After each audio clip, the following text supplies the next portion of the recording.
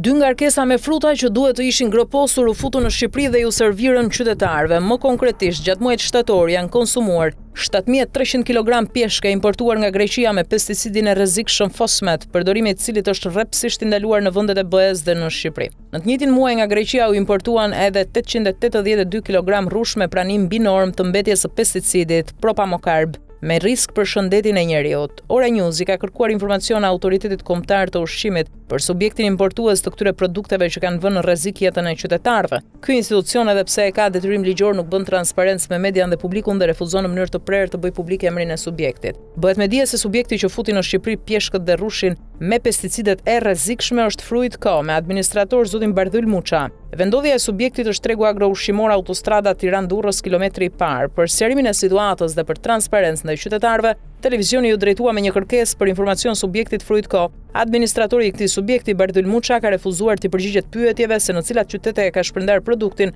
por më tepër nuk ka marrë asnjë përgjegjësi për faktin që i ka servirur konsumatorit fruta që i kanë rrezikuar jetën. Muça ka vendosur të kyç gojën, por më alarmant është fakti që edhe vetë AKU nuk e di se ku është shpërndar rrushi që duhet të ishte asgjësuar. Fatura e shitjes tregon se subjekti e ka shitur rrushin me pesticide në Vlorë, ndërsa drejtoria rajonale e AKU-s në Vlorë zyrtarisht shprehet se ky produkt nuk është shpërndar në qytetin e Vlorës. Dështimi i AKU-s për garantimin e sigurisë ushqimore po jep faturohet shëndetit konsumatorit. Mjafton të kujtojmë faktin se prezenca e pesticidit Fosmet në pjeshk shkakton rrahje të shpejta ose të parregullta të zemrës dhe ndryshime të tensionit të gjakut. Njëkohësisht shoqërohet me problematika në sistemin e frymarrjes, sistemin nervor dhe atë të tretës.